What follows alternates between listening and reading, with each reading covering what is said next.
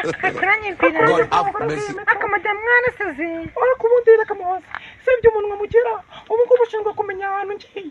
Nudashinzwe ariko kiriya kigabo ugiye gukuramo n'icyawe wenyine. None wagira ngo tugende dukurane noneho. Ako se wundi madamu wundi wambaye gute ni niyo mpamvu ubona waziritse agatenge nawe waziritse udutafari. Ako nanjye mbere. Ubwo madamu ndakura ngira ngo ndawotambaye ikarita. Ubwo yambaye katurana dukuramo turebe. Ako se madamu umundi njye nanakwimundi n'icyo waba uteye utagirana. Abagore wajya ugenda ukareba icyo kintu cyawe. Kandi madamu urindaye. Urindaye madamu. Usangiye nawe n'udutangira. Niba nari ngiye guhura n'umugabo wanjye ibyo birakureba. Ako se njye nakubwiye ngo icyo kigabo ni icyawe.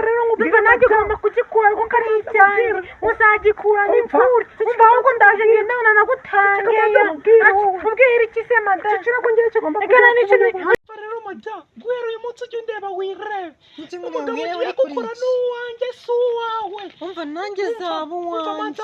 Uwawe umukuye guzashaka abawe di. Ahubwo nanafata mbaba n'imfifiro wakagura. Ako madamu nuko ugize. Umva madamu uzaba ureba.